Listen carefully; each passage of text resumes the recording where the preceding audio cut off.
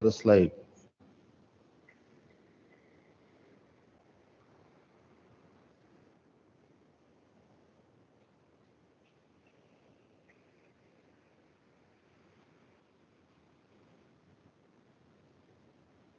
Okay. Are you able to see my slide? Yes, sir. Yeah.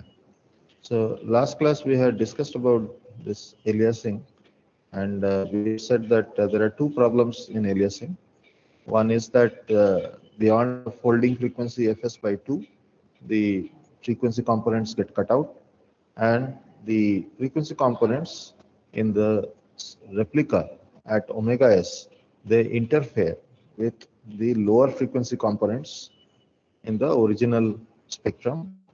So that causes another problem. So there are two problems in aliasing, and to avoid aliasing, we should, before sampling, we should use an anti-aliasing filter to limit our frequencies to fs by 2, because we are sampling at fs.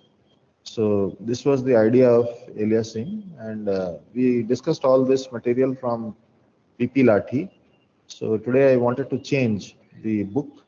So I prepared slides from Oppenheim and Schaefer. So if you see, this is the idea of Oppenheim and Schaefer, the way he has talked about this block diagram and the way he goes about deriving the uh, infinite replica of the spectra, or the infinite repetition of the spectra. So there are some subtle differences. So I will point them out as I cover these slides. So if you see here, there is a continuous time signal xc of t. There is a sampling signal which is actually an impulse train. You see here, s of t is equal to summation n equal to minus infinity plus infinity delta of t minus nt. So this is an impulse train. Now this impulse train is getting multiplied with a continuous time signal to get xs of t. Okay, this is not your discrete time signal. That is the point I just wanted to make clear. If you go through Oppenheim Schaefer's book, then this is not x of n. Okay, this is just the impulses weighted by the continuous time signal at those time instants. So let me just show you what is xst.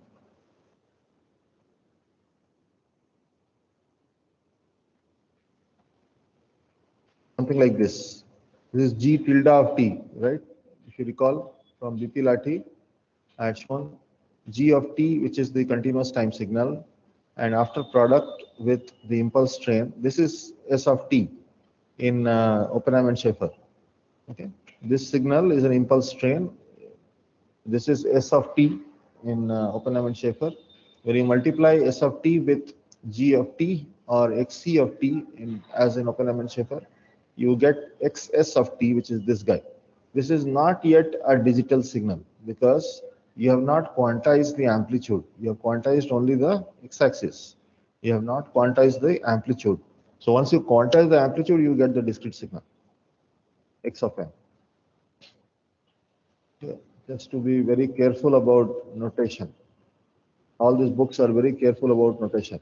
So you see this is x of t. And then you do a conversion from impulse train to discrete time sequence.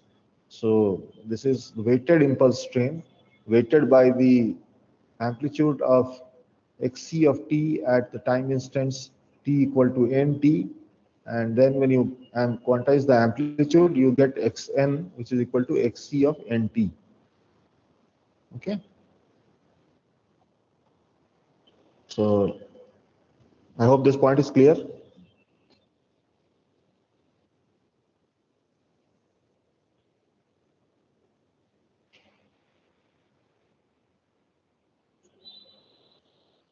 Okay. So somebody is waiting.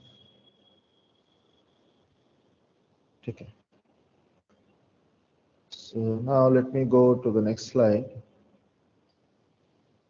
So this is the explanation. So xs of t is xct multiplied with s of t.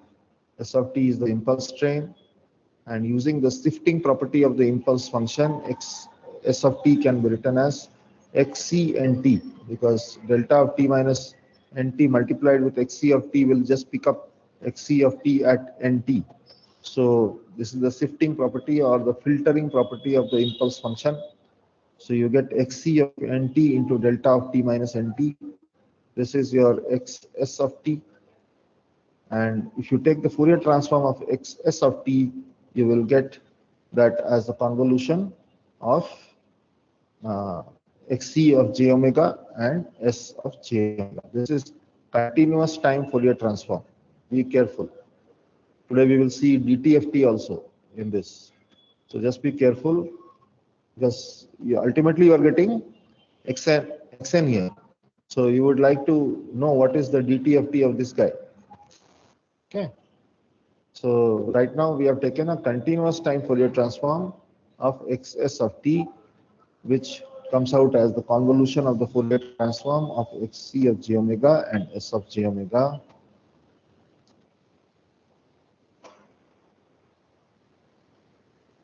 where s of j omega is the frequency domain representation of the impulse train. So in the frequency domain, the impulse train maps to again another impulse train, where the spacing between the impulses are given as omega s, where omega s is equal to 2 pi by t. T was the spacing between the impulse train in the time domain. Okay? That was s of t. This one is s of j omega. So the x-axis unit is radians per second. So now you see xs of j omega is equal to the convolution of xc of j omega and the frequency domain equivalent of the impulse train.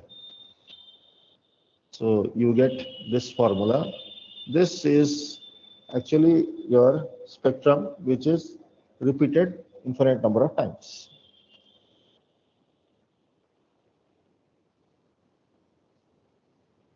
So product of xc of t and s of t, which is the impulse train in the time domain, leads to convolution in the frequency domain between the impulse train in the frequency domain s of j omega and xc of j omega.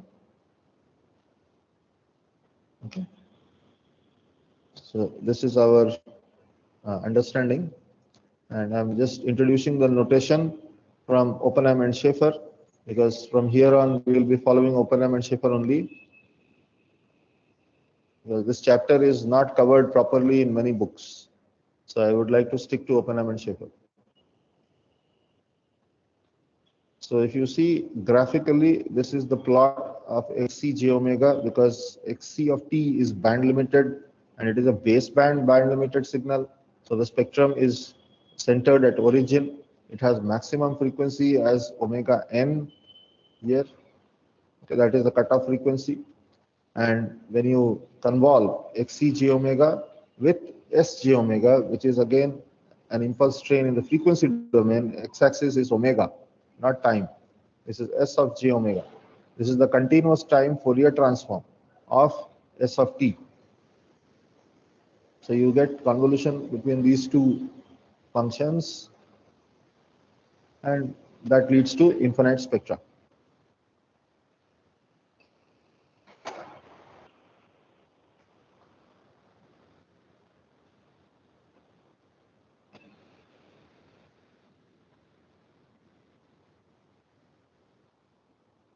Okay, so this is your infinite spectra. Now, if you see the point here, this value is omega s minus omega n, and the point here, the frequency component is omega n. So if this is different from omega n, or if omega s minus omega n is greater than omega n, then you don't have aliasing. So that is the condition to avoid aliasing. So your Nyquist rate of sampling should achieve that. It should keep omega s minus omega n greater than omega n.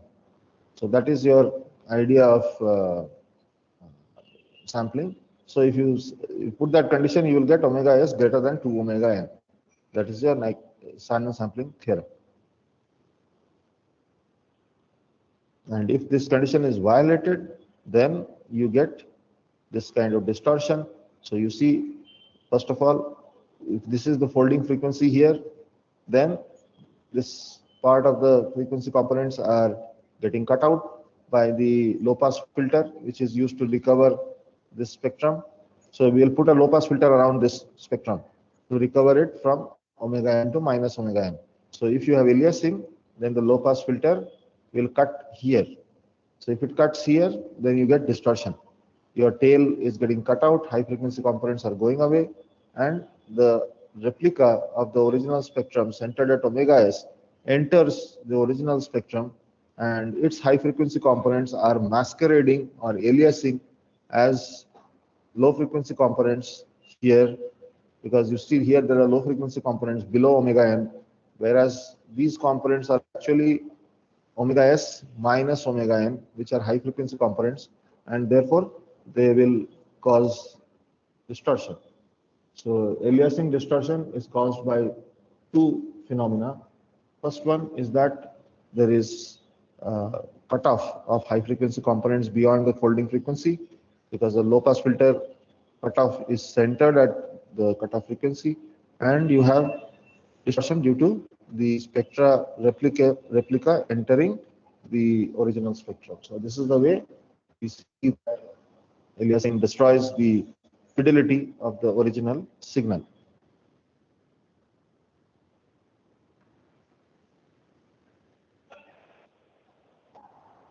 Okay, so this is the diagram notation from Oppenheim and Schaefer. So all of you, like, I would suggest that you make a switch from whatever I taught earlier, because the earlier description was from Laki. Now I'm talking from Schaefer.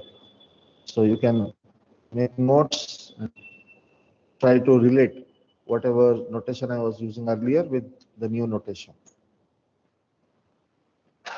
So this kind of distortion happens due to undersampling. Whereas here you see there is a gap between omega s minus omega n and omega n. So this is called oversampling. If there is no gap, then it is critically sampled or sampled at exactly the Nyquist rate. So critical sampling, undersampling, and oversampling. So these are the ideas. Okay.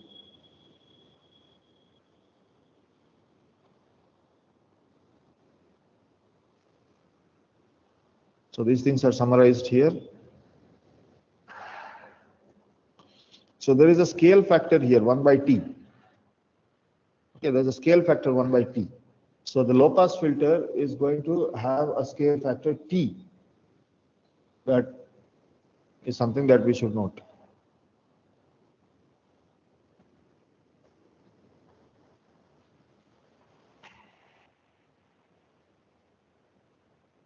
So a low pass filter will be used. This low pass filter is called the reconstruction filter. So it has a notation HR j omega. So you are going to multiply HR j omega with XS j omega. XS j omega is this guy. Okay. This is XS j omega. This is being obtained by the convolution of XC j omega and S j omega. Okay. This is the formula.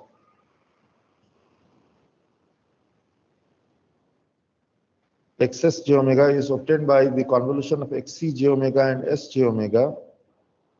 So XC j omega is the spectrum representation of XC of t, and S j omega is the frequency domain representation of S of t. And when you convolve them, you get S j omega, XS j omega, that you are going to multiply with a low pass filter HR of j omega, which is going to give you back XR of j omega in the frequency. And once you take the inverse frequency transform or IDFT of this, you are going to get back XR of t. Will XR of t be equal to XC of t? That is the question. So if it is undersampled, XR of t is a distorted version of XC of t. So if XC of t is undersampled, that is, it is not respecting the Nyquist rate, then XR of t is not equal to XC of t. But if it is oversampled or critically sampled, then XR of t is equal to XC of t.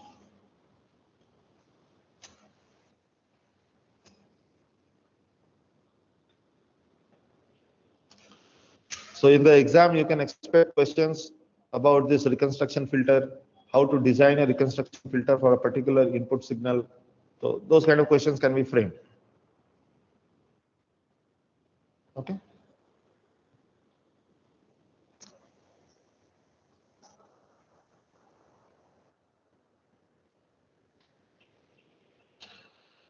So this is your sampling theorem.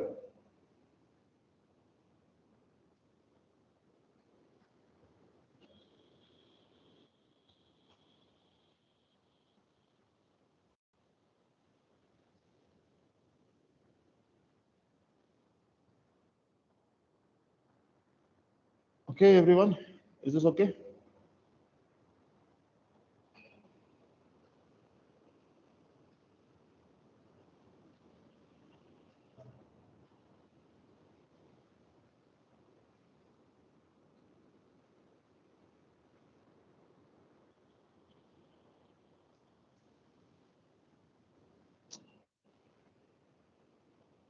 Shall I move ahead?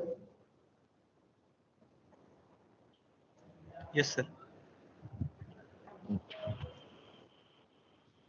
So this is the idea which I was talking about, and this is the oversampling case. Omega s is greater than 2 omega n.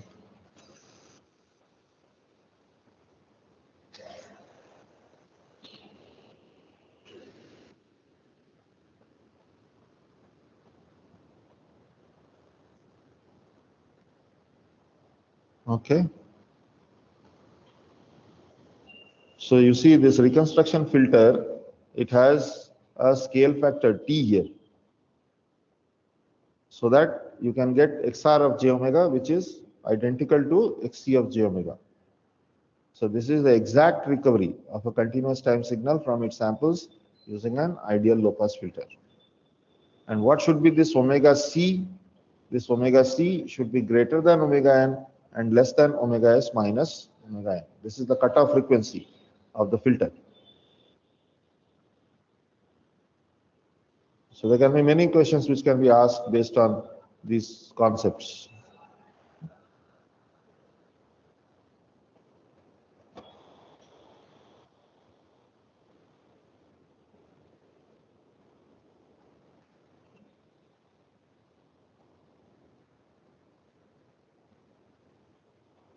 So why should this T factor come? Because here you have 1 by T.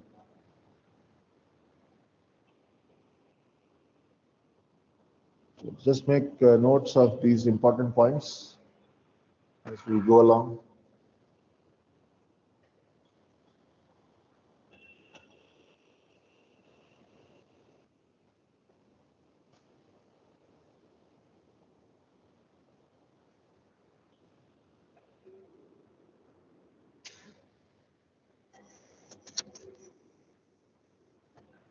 Okay, shall I go ahead?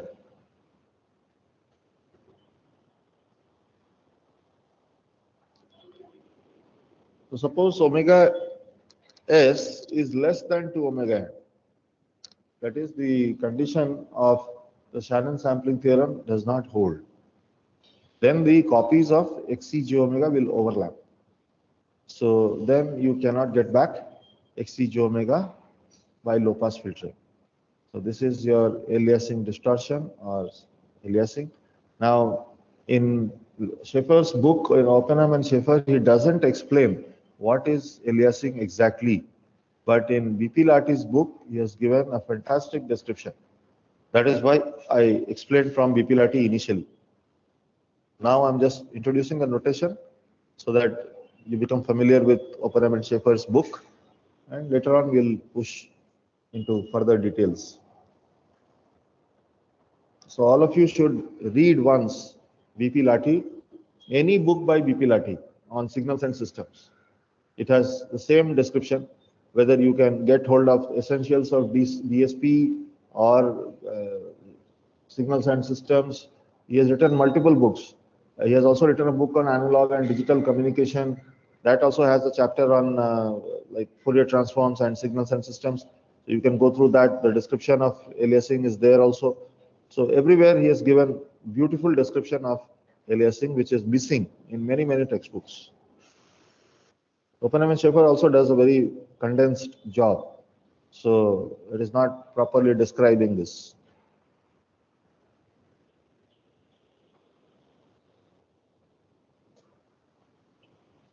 Okay, shall I go ahead?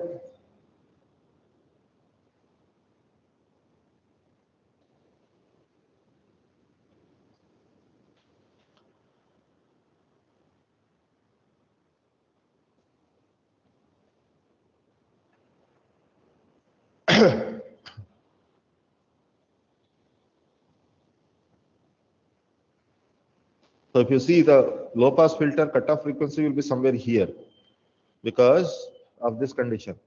Omega c is greater than omega n but is less than omega s minus omega n. So you see here omega s minus omega n is somewhere here. So your cutoff frequency can also be located here. Then you are in trouble.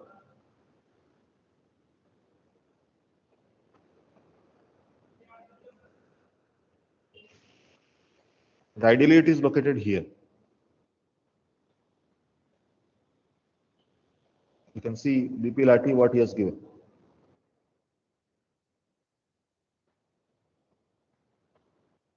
This is the folding frequency. Okay. It is exactly at omega s by 2. And your filter, the ideal filter, is having this value here, 2 pi b in omega domain. Omega s by 2 is 2 pi b.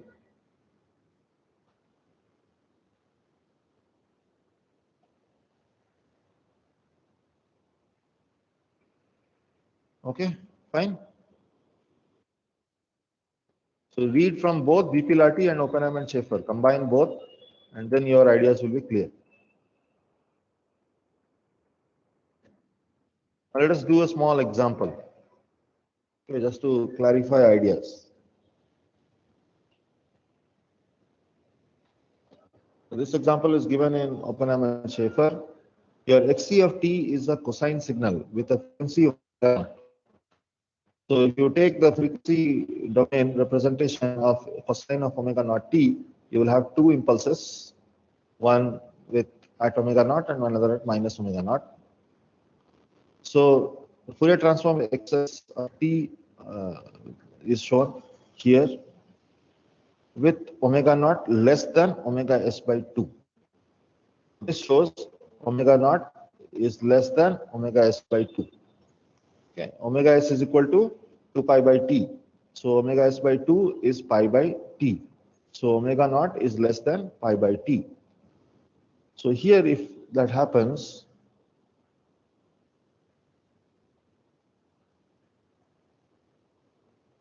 if you see here 4.5 d and e correspond to, so 4.5 c corresponds to the Fourier transform of excess of t with omega naught greater than omega s by 2. So this is when your omega s is less than 2 omega naught. Okay, here you get aliasing. So when there is no aliasing, when omega naught is less than pi by 2, you recover back the original signal. The low pass filter will get you back the original signal. So if you see the low pass filter, it is located here. And omega naught is less than pi by t. You have two components here. So omega naught is less than omega s by 2 or omega s is greater than 2 omega naught. So the Shannon sampling theorem is respected here. So there is no aliasing. The low pass filter is able to get these two impulses out, and here there is no aliasing. Whereas when the Shannon sampling theorem is violated, that is omega s is less than 2 omega naught or omega naught is greater than omega s by 2, then there are more frequencies entering. So if you see here, this is the dotted frequency component. Can you all see my cursor? Can you all see my cursor? Originally, the dotted frequency was on this side, but now it has come here on the positive side. And this is your solid line. This solid line is coming here. So what is happening? Omega naught is greater than omega s by 2. So omega naught is here. Omega s by 2 is here. This is the folding frequency, the cutoff frequency of the filter. Omega naught is greater than that. So it is missing the original signal. It is capturing an aliased signal. So this is the original signal at omega naught and minus omega naught.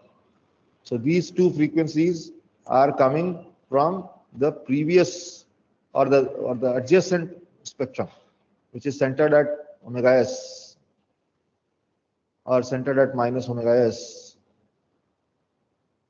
So those spectra are entering the region where the low pass filter is going to extract the original spectrum. Is this clear, everyone? Whereas here you see omega naught is less than omega s. Omega naught is less than omega s by 2. This is omega s by 2. Omega naught is less than omega s by 2. So omega naught is the same as here. So the simple illustration tells you about aliasing. First of all, the low pass filter is cutting out omega naught because omega naught is greater than omega s by 2. So the low pass filter cannot get back the original signal. It is cutting it out, and it is recovering an aliased version of omega naught, which is appearing here inside. So omega naught is supposed to be a high frequency beyond omega s by 2, but it is masquerading or aliasing as a low frequency below omega s by 2. You can think as omega naught as something like 40 hertz and omega s as something, omega s by 2 as something as 30 hertz. So omega naught is greater than 30 hertz. But here you see omega naught, which is 40 hertz, is masquerading as a smaller signal, maybe as 20 hertz, 25 hertz, and the filter is recovering that. Whereas the original omega naught is 40 hertz. The filtering is recovering something like 25 hertz. So 40 hertz is getting aliased, or because of undersampling, it is getting masqueraded as a smaller frequency signal. So that is the distortion. The other distortion is that omega naught is cut out. So there are two kinds of distortion that happen with aliasing.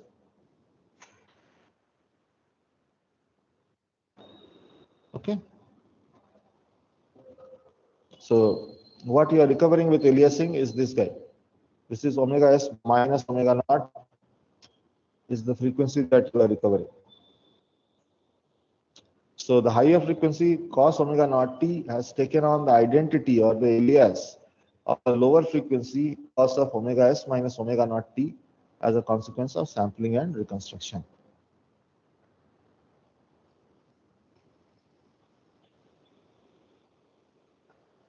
I hope this is clear, everyone.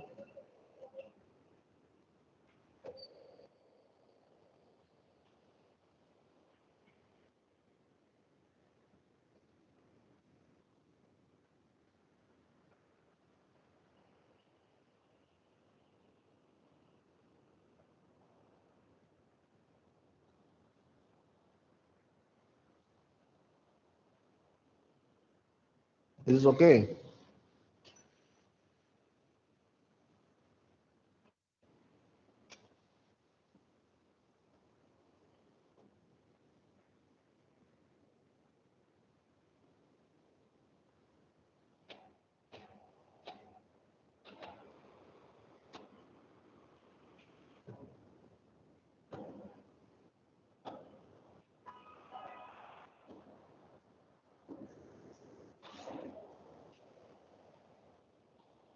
I'm just holding this slide for some more time so that those who are making notes or those who want to understand, they can look at the slides carefully.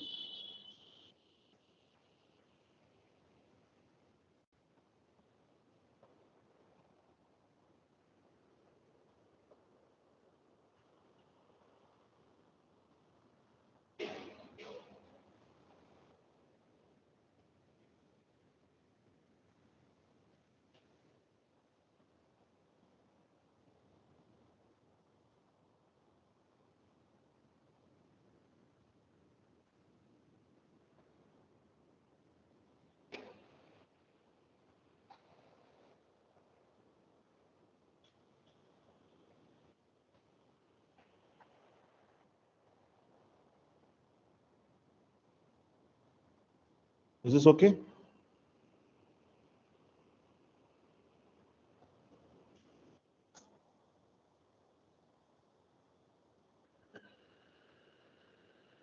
Yes, sir.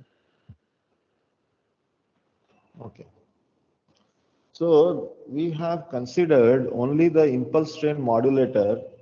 Our eventual objective is to express the DTFT of the sequence Xn in terms of XS j omega and XC j omega.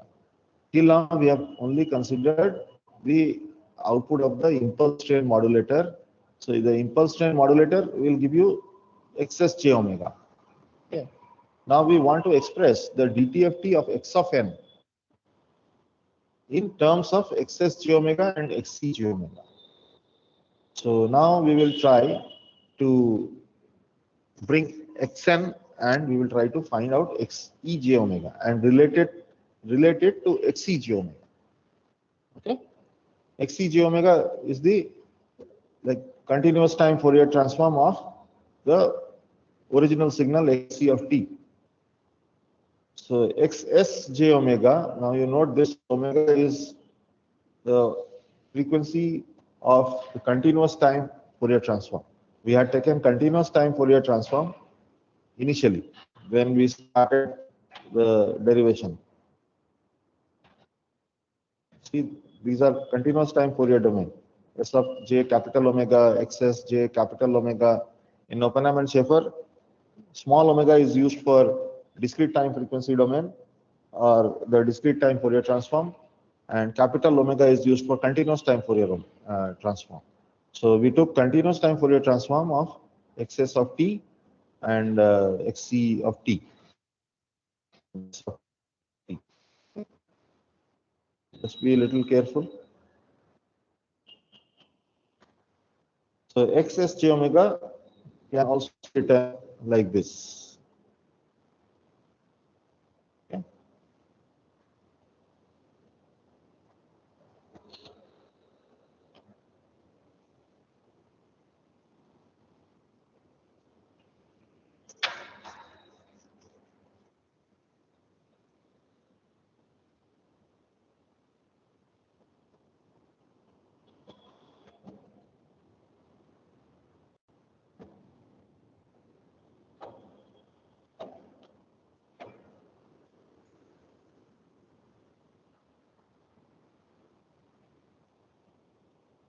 So this is the way he goes about relating omega and capital omega, small omega and capital omega. See, xc j omega is written like this. This is the DTFT form. And the CTFT, xs j omega, can by this relation. Omega, small omega is equal to capital omega into t. So if you put this, you get x of e to the power j omega t.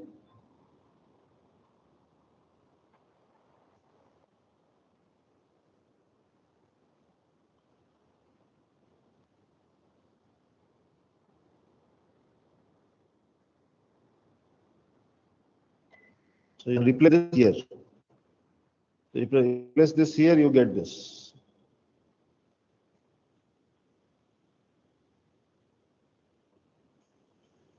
So xn is equal to xc and t. So if you use this relation here, then you are able to get this. So now you have written x e to the power j omega t in terms of the original continuous time frequency transform of xc of t. Okay.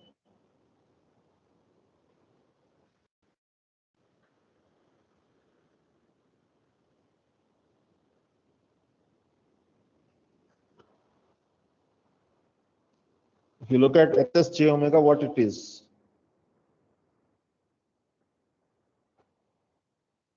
Xs j omega is this only, isn't it? So we come back there. So x j omega is equal to x e to the power j omega t, where you have replaced in x e to the power j omega, omega equal to capital omega into t.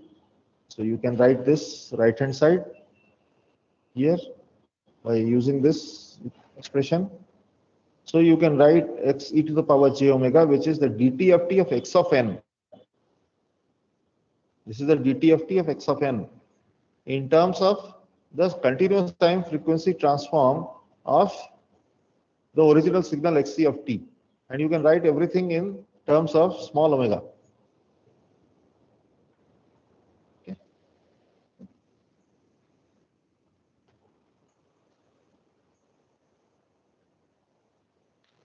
So omega s is equal to 2 pi by t.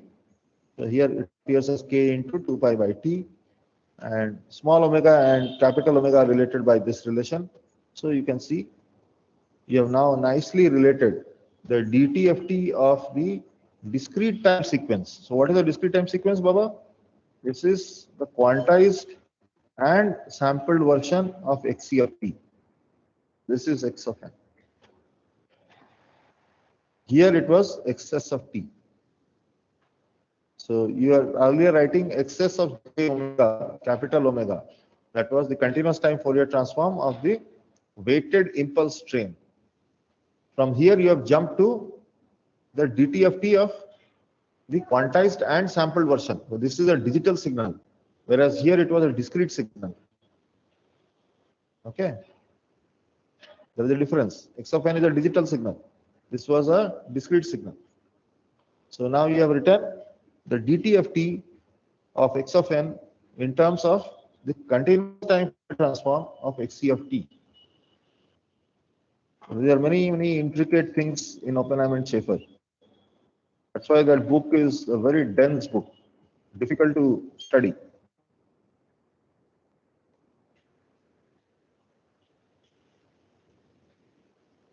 With this, I will end today's lecture.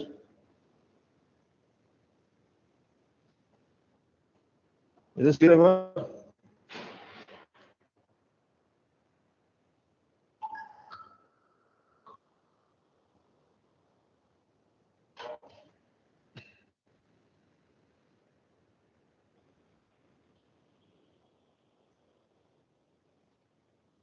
So I hope this is okay. Yes, So I'm sir. ending today's lecture. So I'm ending today's lecture. Tomorrow we'll meet. Go ahead. Okay.